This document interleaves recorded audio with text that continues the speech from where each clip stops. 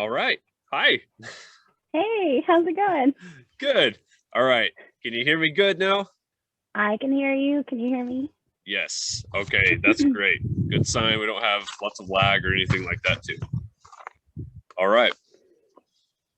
I am here with Kristen de Graauw, Dr. Kristen de Graauw. Hi. And yeah, so if you don't mind, we'll just do your bio and then I'll kind of just open it up for you to talk. Sure. Yeah, that Okay. sounds great. All right. Cool.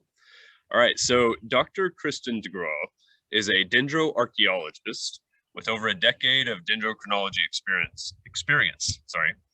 Kristen owns and operates Historic Timbers Dendroarchaeology. Her company is specializing in the dating of historic log buildings and the like. In published research, Kristen has used historic building timbers to investigate changes in forest structure and composition in past centuries, and it is amazing work, by the way. Balancing being an avid lover of the ancient indoors and contemporary outdoors, Kristen is very close to achieving nirvana and becoming one with the trees. I'm so grateful to have the opportunity to chat with you before you begin the lignification process, Kristen. I've been looking forward to our chat for a long time, so I'm really glad to be able to do so. Oh, well, thank you so much. I've been Yeah. looking forward to this too. We've talked on Twitter a little bit here and there and talked about drill bits and things like that. And it's just getting to see you in person is really cool and meeting a new friend, colleague. So thank you for having me here. I love your bio, by the way. Oh, That was, it's your bio. It's your I was like, bio, by the way. wait, is he talking about me? Is that me? Yeah, so I guess, I wear a couple of hats, and dendroarchaeology is definitely one of them, but dendroecology is my other hat. And so I've spent a lot of time trying to figure out how to balance those two, or even just like make them one thing. How can I do forest ecology but also work with buildings? And so that's sort of like been this ongoing process that started when I was a PhD student. So those are both my loves. I've done a lot of different things with those, working in buildings, but also doing ecological research. And yeah, it's just really fun. Yeah. No, yeah, it is fun. It's fun to follow. And if for anybody, I mean, we can talk about this at the end too. But your company's website, your consulting website is really good, and you can see a lot of your past projects, and that's really cool to. For me, it was really neat to see, like because when we first started chatting, I was looking for drill bits myself, and you've been helping me, kind of in that professional aspect. But it was really cool to see, like, okay, well, what am I getting into? Because I haven't had that formal training. I didn't go the dendroarchaeological route, and I work with living trees mostly, or stumps, and so yeah, it's really cool to see a lot of that work, because that is like, for me, that is like, the work you do is so cool.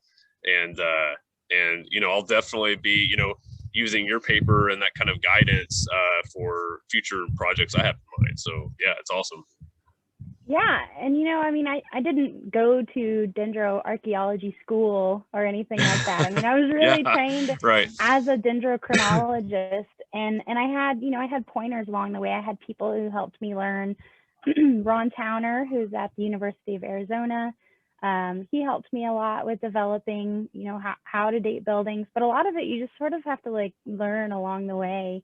And I think that's true for a lot of us who practice dendroarchaeology. I've worked with other people. I worked with Dr. Megan Rockner, and we were sort of comparing styles, like, well, how do you do this? And everything's like a little bit different, but ultimately, we have the same goal, and we're all trained in dendrochronology, so we know the methodology, like how to cross date. But it's just the little things. It's really cool to pick up new tricks. Someone will say, oh, this is how I, start out my core. And I'm just like, that's amazing. Why didn't I do that? But they're Right, skipping right. like 4 different unnecessary steps. So it's kind of neat to see Yeah. how everyone is sort of on their path. But um, I sort of just fell into dendroarchaeology. I was doing a workshop and learned about it, and I was like, this is really cool. It's kind of like a puzzle.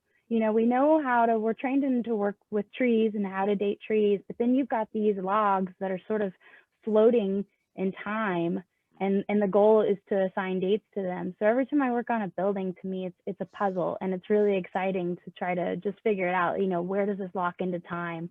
How old is it? Of course, the people I work with, they always want to know, how old is my building? When was it cut down? I think it's the earliest building that was ever constructed ever. Yeah. And, Yeah.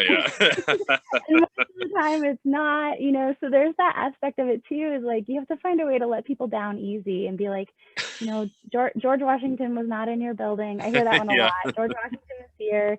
And it's just, but it's a fun process. And I get to meet a lot of really interesting people that I wouldn't normally meet otherwise by working with building owners. I work with a lot of museums and historical societies. So it's just kind of cool to learn the history of different areas that I'm working in, and to learn about buildings and just see the artifacts that are still around.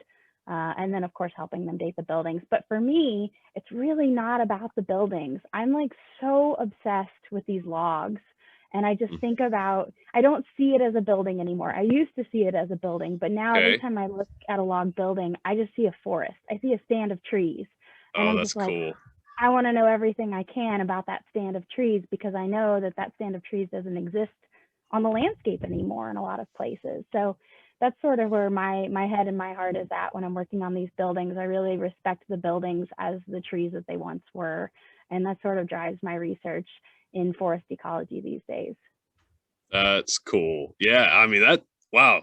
See, that's already I'm learning, like, professionally speaking. That's so cool. We have this really cool historic building that's not too far, and that's kind of a project that is not secured or anything like that, but it's something that would be an aspirational goal for me. And and like their bur oak, that's what it was made of. And so it's pretty cool to think about, like, yeah, that standing building is not a building, like, it's a bunch of trees. It was a stand of trees that was just right around here in this local area. So that's a great perspective. I like that. That makes me even more excited. Right? It's so exciting. So when I first had this, I'm not going to call it an epiphany, because I had already been thinking about this idea and talking about it with other people. I guess I'll say it's the moment where it really sunk in for me. There was this barn that somebody had asked me to date, and the barn was completely covered in siding. It was a huge barn. And so I look at it, I'm like, this is just a big barn, whatever. But so I walk inside of the barn, and it's this huge it's like a double crib on one side and a double crib on the other side barn, 2 stories, and then it had these huge connecting logs between it. And I'm standing there and I'm just like looking, and there had to have been like 300 logs or more in this barn. Oh, wow. And that's when I was just like, this is a forest. Yeah. Maybe it's not the whole forest, but this is a huge forest right here that's like in barn shape. And so that was really the moment when I stopped looking at buildings as buildings, and I started looking at them as forests that we can tap into, forests from the past. Yeah, wow, that's great. That's such a great perspective. Because I mean, like, like, if you're gonna, you need to build a chronology or something, like, you're like, oh, 53 is cool, but 300, like, that's amazing. That's more than you would normally just go sample for just a small something. That's awesome. Oh, I definitely didn't sample all of them. No, sure. Right? Yeah, no, especially no, definitely not. That's cool. It was really cool though. I mean, I think that's probably the biggest building that I've been in that was completely log, and so it was just a really impactful moment for me, and it jump started my dissertation on the topic of using log buildings for past forest ecology and reconstructing, forests that we don't see anymore. But that's had its own set of challenges too. I mean, it's a growing idea. I think that oftentimes people date buildings and we get the felling date out of the building, and that's that. We sort of just put the samples on the shelf. Sometimes people are using that information for climate reconstructions or something else, trying to push a chronology further back in time. But I think generally speaking, like, we don't do a whole lot of research with these data outside of getting the felling dates, and that sort of bothered me, you know, just wondering what else are these samples holding, what other stories can they tell us. And so that was my dissertation, was a big focus on, you know, what can logs from buildings tell us, and what problems might we encounter with them, because they're not a true sample of a forest. They're certainly bias that's inherent in the data set, because people went out and selected these logs from a forest for certain reasons, and there's a lot of different reasons why they were selected. So, you know, it's not clean and simple. I think there's still a lot of things that have to be hashed out, but I do think that these logs can tell us a lot about past forests. We just have to know how to ask the right questions. And so that's sort of what I'm working on, really slowly chipping away at, like, what are the right questions? What can I ask these logs? Well, and one way you say chip away, and you're right. Like, I get it. This is very novel, but what I feel like is like, yeah, you chipped, but like a huge slab fell off with your paper in 2020. Can you kind of talk to that paper? Yeah, I will do my best. Paper yeah, and you don't have to go like, you know, full blown or whatever, you know, but you know, to what you're ready to do. Yeah. No, I mean, the backstory to that paper is that I had all of these data. So I had decided for my dissertation that I wanted to do some sort of past forest reconstruction. And I had these buildings throughout West Virginia, mostly in the mountain region, so sort of on the border with Virginia. But I didn't know what questions I wanted to ask the data. That was the main problem. I had this like really nebulous dissertation idea. And so I was just trying all of these different things. I was looking at different things like sand age structure. I was looking at the species, and I was looking at disturbance events. And I sort of got into this thought of, well, maybe I can reconstruct disturbance events in forests that were happening, you know, after European colonization. Like, maybe these log buildings are going to show us European activity on the landscape. But then I started to see this really strong signal of recruitment dates of trees. And it wasn't just at one site. It was completely throughout the region that I was working in, and it really stood out to me. And I had no expectations. I really had no idea what I was looking at. Just like, wow, a bunch of trees started growing around the same time in a pretty broad area. You know, there were some mountain sites, there were some valley sites, and then we're talking over a couple 100 miles. And so that's kind of what started the paper, was just, you know, what is this? What am I seeing? Why are all of these trees recruiting around the same time? It really started, I think, around the 1670s and went into like the 1690s. And then I saw another pulse of recruitment later, and this was following European colonization. So it was probably related to European activity on the landscape. But the only thing that made sense to me and to my collaborator, Amy Hessel, was that this must have been some sort of signal that was related to indigenous land use on the landscape. But there's like a huge question mark behind that, because we didn't have the appropriate sources to look at. The data on indigenous peoples in West Virginia is pretty sparse, even talking with archaeologists, unfortunately. And so there wasn't very much that I felt comfortable saying about this and what I thought might have been happening. We've since been trying to connect with indigenous scholars who can help us better understand land use in this particular region and what that might mean. But then there's the flip side. There's like, okay, well, maybe this period of recruitment has nothing to do with land use. Maybe it's related to a large climatic event. So there's other papers that demonstrate the recruitment of trees following a major drought event. And so it's possible that, you know, that is somehow related to it too. So there's, like I said, there's just a huge question mark around this paper, and I don't feel adequately equipped to address it by myself. And so there, you know, there's sort of a pause, like, let's wait, let's regroup, let's see if we can address this with people who would be far more knowledgeable about, you know, the type of land use that was happening in West Virginia, the cultures, and just everything, things that I have no knowledge and that I really have no business speaking about on my own. So, but it was a really exciting paper just to see such a strong signal, to see it from log buildings. If nothing else, it really proved to me that yes, log buildings do hold some information that maybe our old growth forests don't have. So maybe they're providing us some sort of perspective about a different forest type or about a more broad part of the landscape that we don't really access with these remnant old growth stands that we see that are kind of in rough, rocky areas or hard to reach areas, basically places where logging, couldn't quite get to. And that's what we have represented these days with our old growth forests. So. Yeah, no, Kristen, that's awesome. Like, for so many reasons. For one, the science behind it is cool. The methods behind it are even cooler because I could just I couldn't core trees all day. But I could, core trees and then core them the next day and the next day and the next day. And I just think that's fantastic work. The other thing too is I love how you laid that out in so much honesty. Like, the best science ends with an open question, saying, this is what I learned. This could be this, or it could be that. Please, other people, come to my aid and let's figure this out. Let's see what routes we can take. And that is awesome. Like, I just think that's science at its finest. So that's really cool. Yeah, I mean, I'm a huge believer in multidisciplinary science, and I also know my boundaries. And I really felt uncomfortable stretching my boundaries with that paper, but it was like, okay, I just need to get the idea out there, and then, let's pause. Yeah. And No, from there.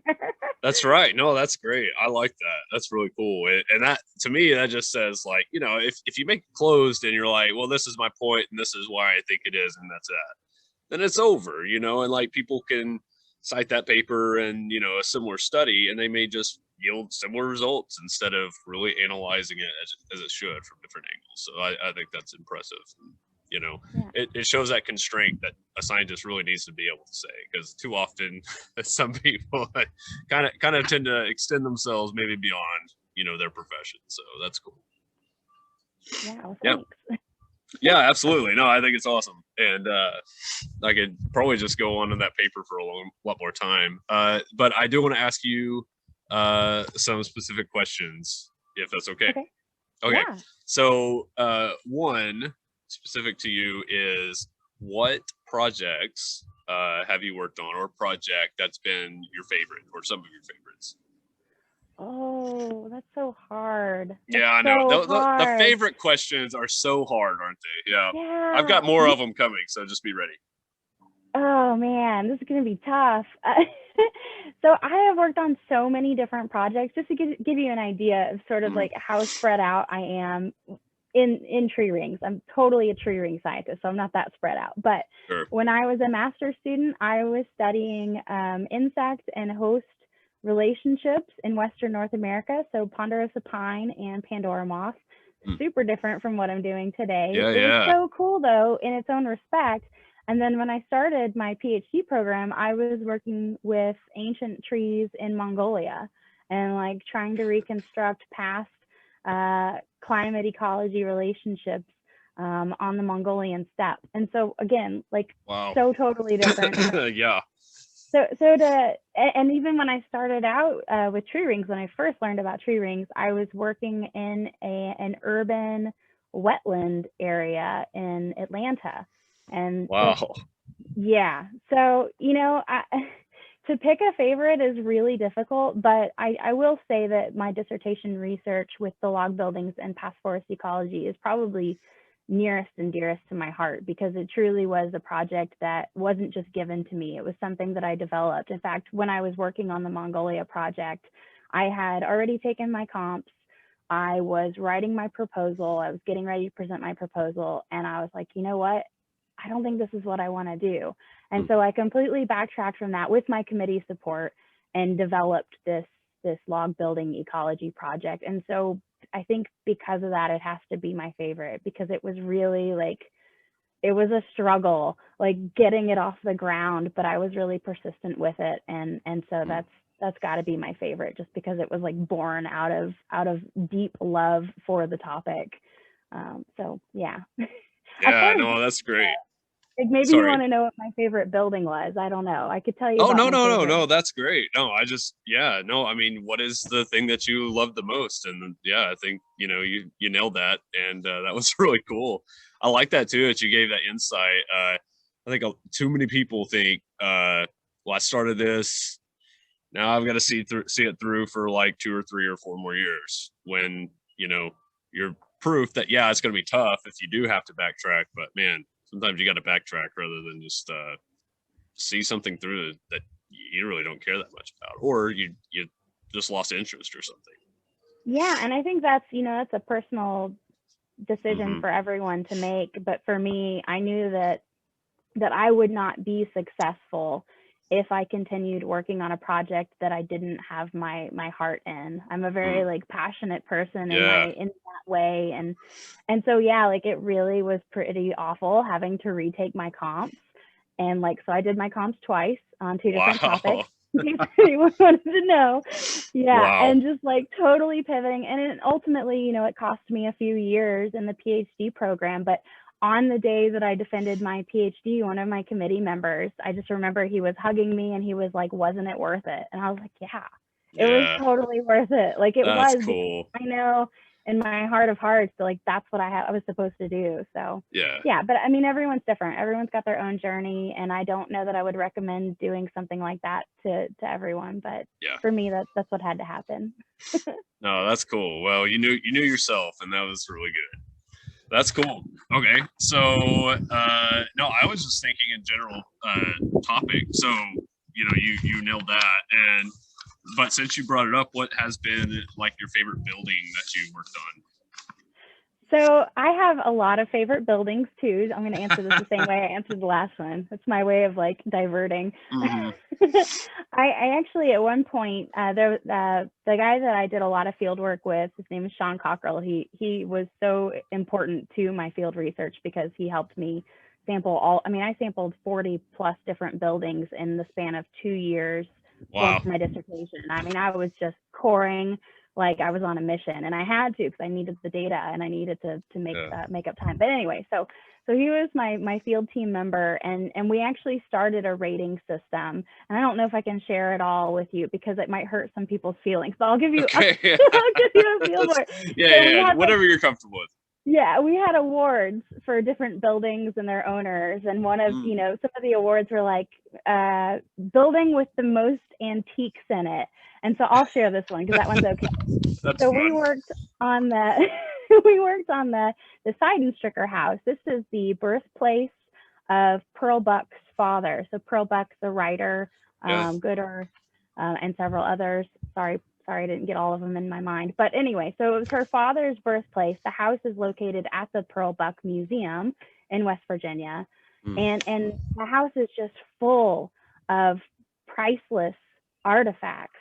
And I remember specifically there was this beautiful quilt that was sort of laid out, and you could tell that if you just touched it, it was just gone, you know. So, but our job was to move all of the priceless artifacts away from the wall so that we could actually get the samples out of it. It was very like intimidating, and we were just, you know, sort of slowly moving things out of the way. Like, I'm sorry, and like trying not to get sawdust on everything. And for sure. So anytime I work in a museum and I see the artifacts all around, I'm just sort of like, oh no. But that one won the award for most artifacts. And then we have buildings that win awards for most dead animals. I've seen a lot of dead animals. Okay. That makes sense. Yeah. So there was a barn that we worked in that there was a dead cow in it, and it had clearly been there for a while. I think we named him. I mean, because when you're working in these buildings, you sort of have to get dirty and find the logs that are the best logs for sampling. And there were a few that were right next to this cow. I want to say his name was Herbie. I might be wrong, but it's like, you know, you're sitting down next to the dead cow and you're just like, I'm sorry, Herbie. I need to get a sample right here. There's a lot of really strange circumstances. But okay, so here's my favorite. I'll tell you my favorite now. Okay, all right, cool. It surfaced. It did. I had to think it through. I was giving a presentation in a community that I'd worked on several buildings in, and there was this woman at the presentation, and she came up to me afterwards, and she was like, Kristen, will you please help me? Please help me. She was begging me. Will you help me work on this building? And I was thinking, oh, okay, you know, like I'm going to hear this. I'm going to hear her out. You know, I hadn't planned on doing any more work in that particular area, but she starts showing me these pictures. she said, I have notes on this building. It's a barn, but it's a church. I know it's a church. And I just really need proof that I guess it was somehow related to her family. It was really important to her or the local community. And it's just a barn, but she had said it was a church. So she took me to it. And I'm looking around and I'm seeing all these signs that are sort of like red flags, like this isn't a barn. They wouldn't put beadboarding in a barn. They wouldn't put double wide church doors like that in a barn. They wouldn't take the time to cut the notches on the corners so precisely if it was just a barn. So she sort of like sold me over, and I'm like, okay, I'll do this for you. Like, I've got time. I've got a little bit of time, you know? So I ended up taking samples, and sure enough, the dates were exactly lined up with the oral and written history about the place. It was a barn, or excuse me, it was a church that had been built, I think it was like 1792 or something, but the felling dates from it lined up exactly. And so it was just like a really crazy cool story about this random person who comes up to me, and there's just, she had so much conviction that I couldn't walk away and say no. And then sure enough, her barn was truly a church. So that is so cool. Yeah. That's like, I mean, obviously you're passionate about it. She was passionate about it. But I mean, like, that's a whole folklore of the town, you know, and I mean, it's not folklore anymore. It's history. So that's really cool. Yeah, I like mean, that. Imagine if it had been the other way and it had just been a barn. That would have been really, you know, and that happens a lot with a lot of my clients. Like, I'm sorry, this isn't as meaningful as you had hoped. But in that case, it really, truly was, and on such a personal level for her. So I think that's when the work that I do, you know, it makes me feel like I'm doing something good for somebody in some way. So that's cool. I like that. I mean, too often, like the natural sciences, I mean, it's not about the people. I mean, it is ultimately about people, but I mean, like, it's about whatever the study subject is, and that's it. So that's really cool. I like this bridge of the humanities. You know, it's pretty cool. I like that a lot. Yeah, thanks for bringing that up. What a great favorite story. Okay, go ahead. Sorry, what were we gonna say? I know. I was gonna. You did a great job of explaining that. I like the bridge with the humanities too. I really love interacting with people. And like I said, like, as a forest ecologist, I would never have had that interaction with her. So it's this, you know, getting out in the community, talking with people about their buildings, and then learning new things. And it's just, it's a really cool bridge for me. And I think it really works for me personally, because I don't want to work in a research environment where I'm just working with the trees. I love trees for sure, and I'd be happy to just work with them. But I think having that personal component has been really important for me, just as who I am and what's important to me. Yeah, that's I like that too. That's really cool. And hopefully people can get some inspiration from that with their study subjects. Because I mean, like, I mean, if you're in a vacuum or a research vacuum, I mean, like, it's, you know, it can be, it's not for everybody. I could just say that. But like, it's really cool to be able to have that collaboration, or to see that passion from somebody else. It just helps further fuel your passion. I like that a lot. Okay, so moving away from research topics into personal topics. Okay. Ooh. Yeah, I know. It's very serious stuff here on Fireside Chats.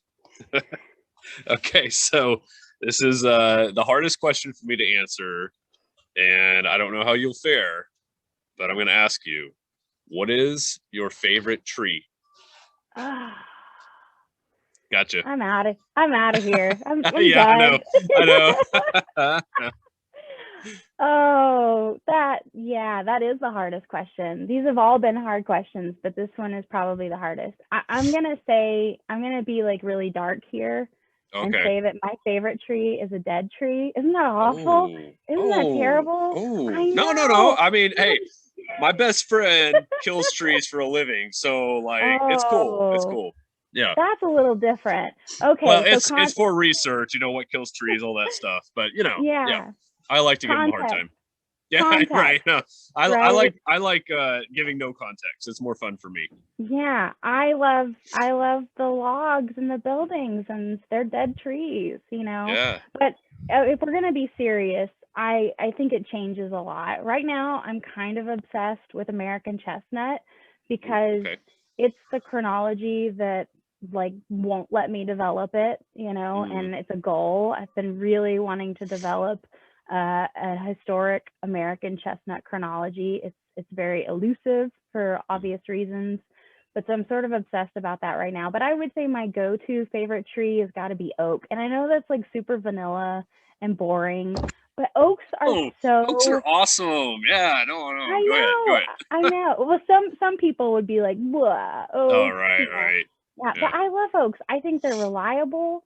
You know, especially when it comes to dating. Like when I'm working with oaks on any project, I'm just like, I got this. Like, we're good. I know my oaks so well. Like I literally have the oak historic tree ring chronology in my head. Like a couple hundred years of it. Like I know them. And also awesome. they're so good for other reasons. You know, they provide a lot of ecosystem services and they're so pretty. And I could just go on and on about oaks. So I would say that that's probably my boring go-to favorite tree.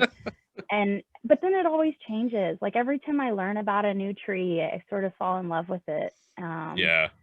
And there's just so many cool trees out there, and they all have different aspects about them that makes them unique. And I just love trees. So I really can't say I have a favorite, but let's say oak, and let's I was just saying, like, tree. Let me nail down my favorite. It's a dead tree. No, it's oaks.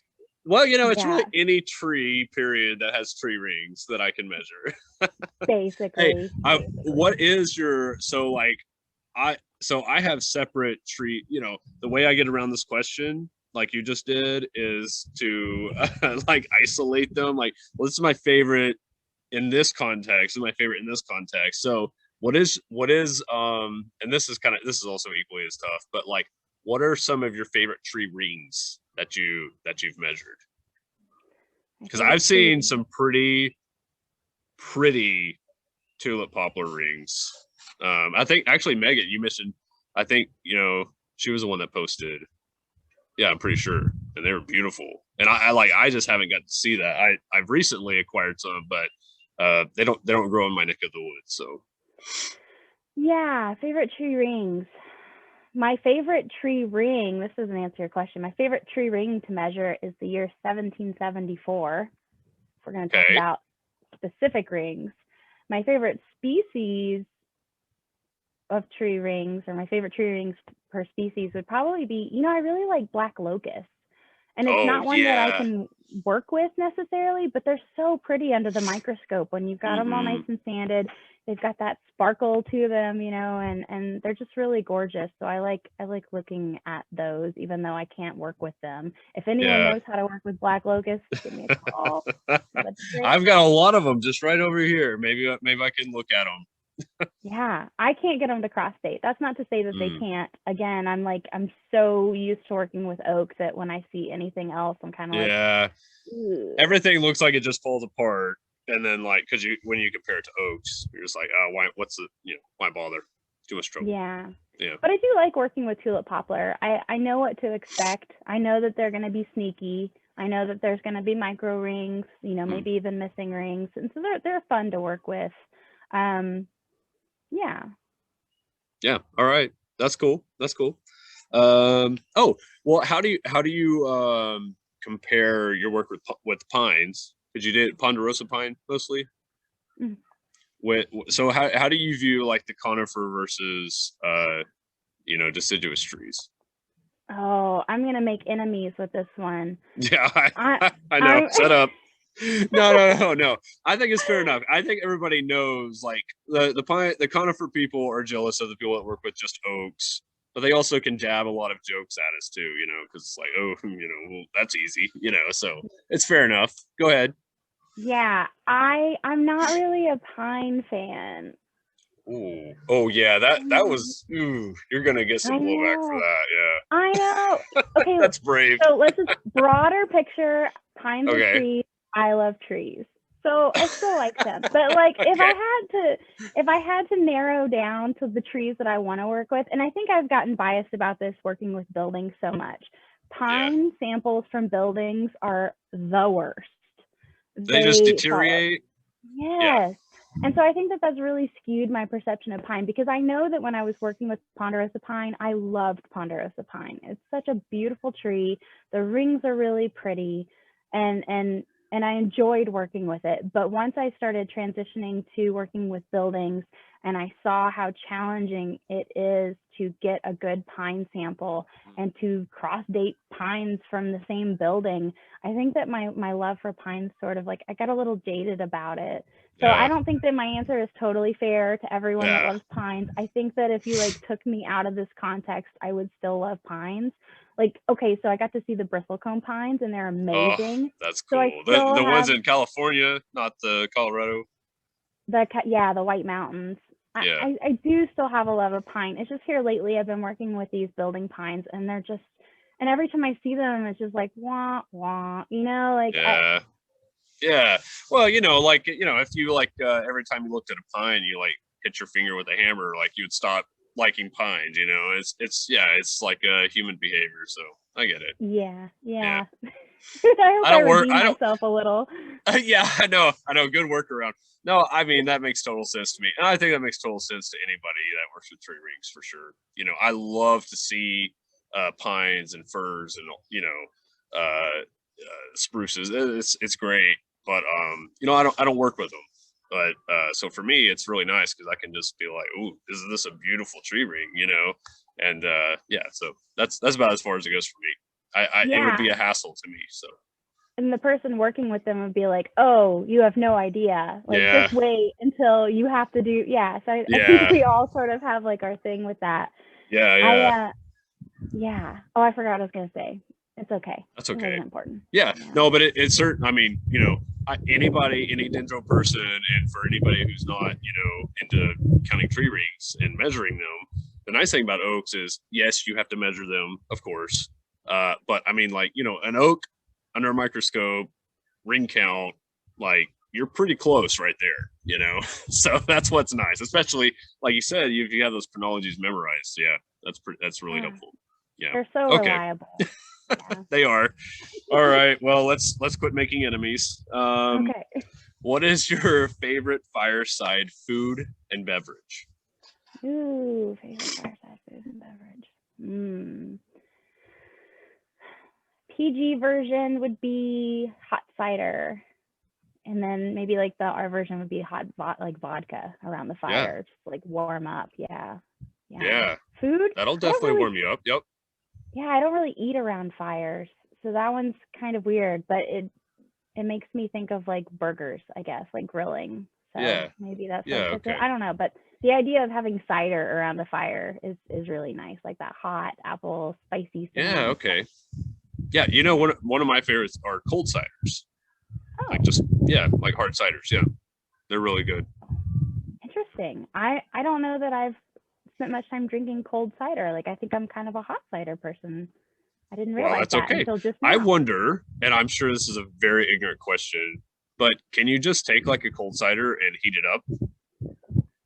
Is that cheating? Is that like not real cider? I'm gonna go with yes, you can do that. Okay. And it's probably exactly the same. I don't know.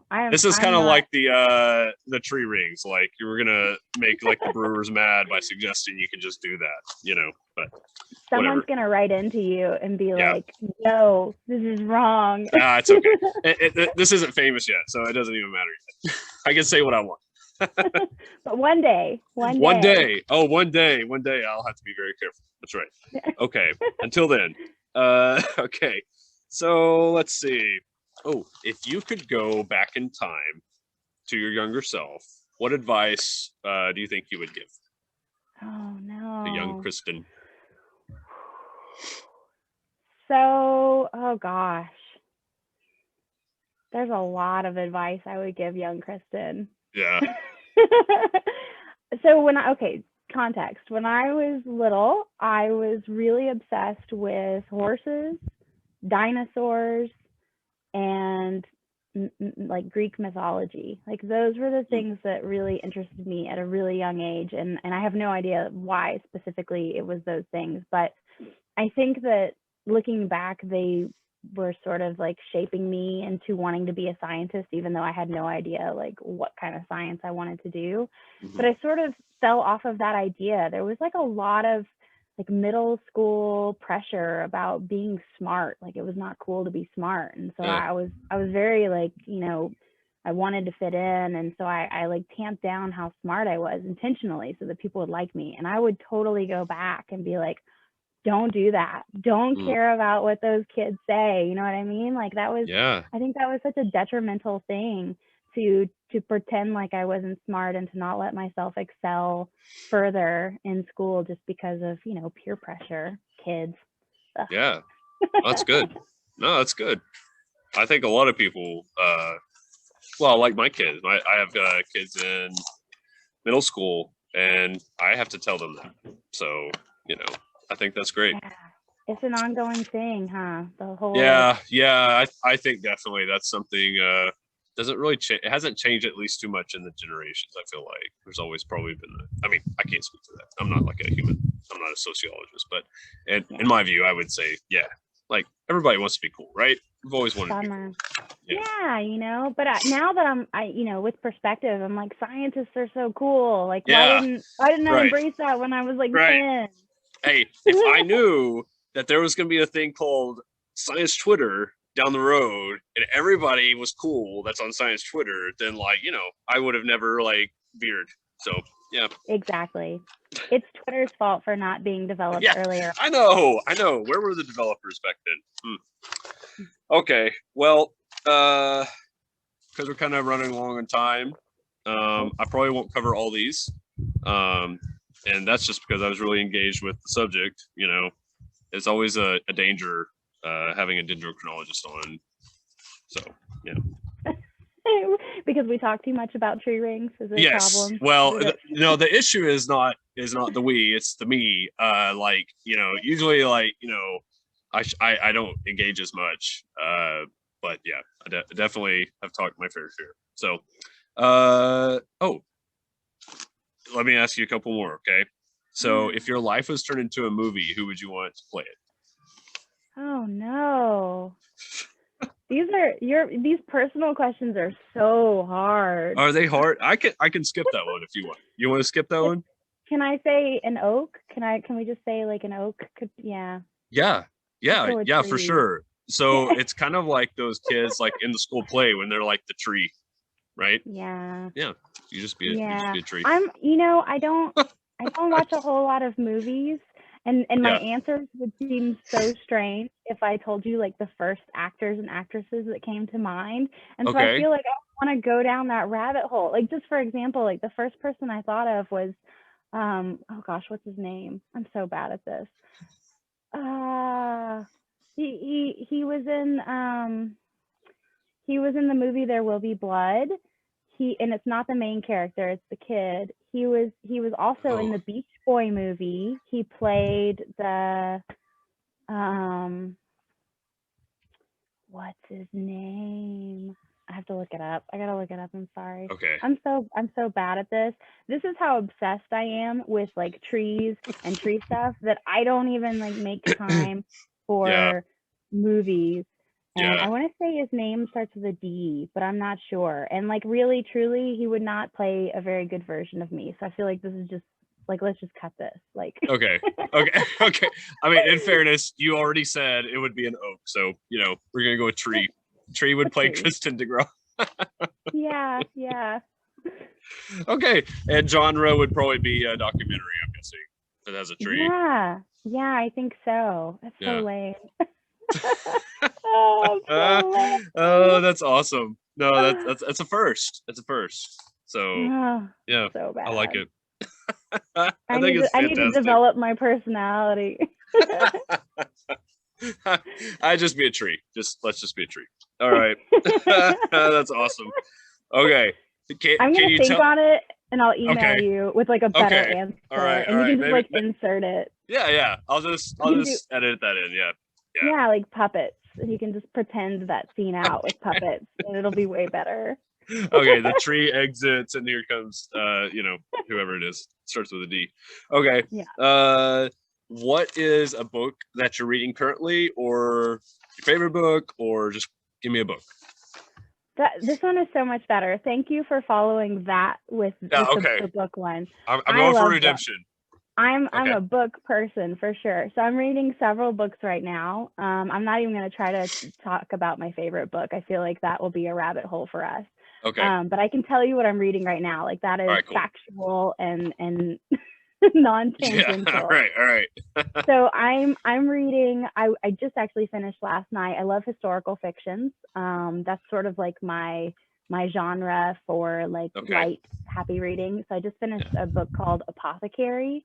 I think that's what it was called, and it was like 18th century London, and like a woman who like made herbs and like poisons for people. It was like slightly dark.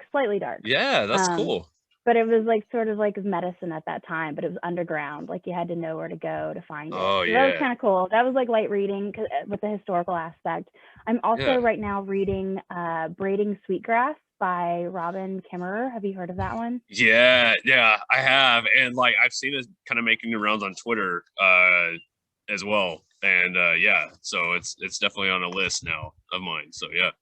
It's go ahead. really Sorry, good. don't let me stop. But no, it's really good. Are you reading that right now, or you finished it? I am. So I sort of make it a habit to read several books at once, just to make life complicated. I'll have several going. Right. And so that's one of them. And then I'm also reading, what's the other one? I'm reading Salt, Fat, Acid, Heat right now, which is a cooking book. That's very cool. Good. I've seen like a couple episodes of the series. I think it's on Netflix. And series? Oh yeah. See, isn't this great? These chats are so great for I like if 5 people watch it, like that's great because they're gonna read these books and they're gonna watch the series and they're gonna think of questions before, so they don't say oak tree. Yeah. Note to everyone else. I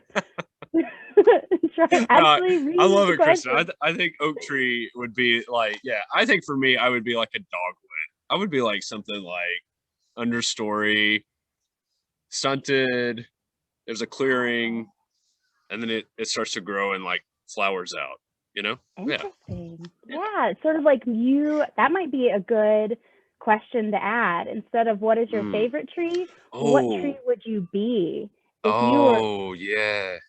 Oh, that's good. Actually, this is all really good, and we're just framing out how to answer the right question. You asked me. This was a brainstorming session. That's right. Yeah, that's good. Yeah. So for anybody watching, like you need to come on this so that you can get the 2.0 version. After this chat. Yeah. What tree are you? I really like your answer though. How thoughtful that was about like why you would be the dogwood. Like I don't know that I would be an oak. Maybe I would. I'd have to think about that more. But anyway. Yeah. No, I just made that up. I would actually be a post oak. Oh, you would? I would. Yeah, I would. Or like I think a post oak because they live like moderately long lives and they're usually grow in like kind of like whatever soil they can tolerate a lot, and they're kind of gnarly, stunted for like like compared to like a shumard or something like that, or a white oak, and they can kind of bide their time and weather the storm. Yeah, be a post oak. Resilient. Yeah, resilient. That's resilient. Thank you. That's more succinct. Yes. Yeah. Oh, that's good. I'm gonna have to think about what tree I would be now, just in case someone asks me that in the future. I have an answer that like makes sense. I do like yours though. That's a good one. Yeah. People ask these questions a lot, so yeah, it's good. It's good to think of them ahead of time. I wish that they would. I think it would make conversation so much easier if people ask questions like that. Absolutely. So I'm gonna have to watch the show Salt, Fat, Acid, Heat because I didn't know it was on. What I love about it, I'm a recipe follower. I have to follow recipes, and I like that it teaches you how to cook like instinctively, like intuitively, and so I'm trying to branch out and do that instead of being like so like in the box about. Yeah. So. And then I'm also reading an old textbook on forest ecology. I like to just reread things because I know that not everything sticks when I'm reading it the first time, and I just like constant education. So those are the books that I'm reading. Yeah, I won't even that's great. venture a favorite. Yeah, no, I won't hold you to that. I've already tortured you enough with the favorite question, so fair enough. Fair enough. Okay. Well, yeah, you cool with ending it there? Yeah, I mean, I would love to continue talking more. I'm a little scared of like what the next question could be, and I feel like we ended on a good note I where do I too. didn't like offer the complete wrong answer to your question. So like maybe we should just like let it be. Yeah, let's just let it be. And I would love to have our 2.0 conversation down the road if that's cool with you. I would love to do that. You're Yeah, gonna let okay. me redeem myself, and I would Yes. be so grateful for that. Yeah, And maybe absolutely. I'll have more to talk with you about because there's always new projects going on, and maybe I'll have some crazy new idea to share. Yeah, absolutely. So if people want to reach out to you, what's the best way for them to do so? And I'll link all this in the description and stuff too. Yeah, so if you want to check out what I'm doing, I have a Facebook page and a website. My Facebook page is at Historic Timbers, and my website is I think it's like Historic Timbers Dendro.weebly. It was a free Yeah, service no, website. that sounds right. I've And looked at it, so yeah. yeah, and that's all pretty much strictly related to the buildings that I work on with clients, and I just try to share that with the public.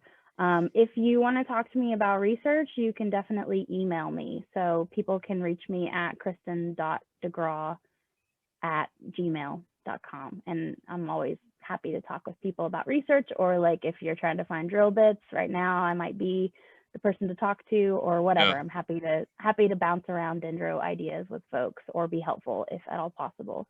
Yeah, no, that's awesome. And by the way, the drill bit thing, that's a real deal, and that's cool because it's a lot of people are kind of secretive about it, aren't they? And they have kind of their own provider who says, "Hey, keep this on the down low." So I think that's awesome, and definitely, from my experience, definitely reach out to Kristen if you want some contact info there. So yeah, okay, that's awesome, and I feel like I got like way more than I bargained for, and it was everything that I hoped it would be and more. So and even I know how to do this even better now. So yeah, I'll have new questions for people. Thank you. Yes, thank you so much. I'm like, it was really fun, and I'm sure that the answers I gave you were just off the wall in some occasions. But Off the wall, awesome. They were great. All right, Kristen, thank you. I look forward to continued emails and chatting with you in the future. thank you. All right, see ya. Bye. See ya.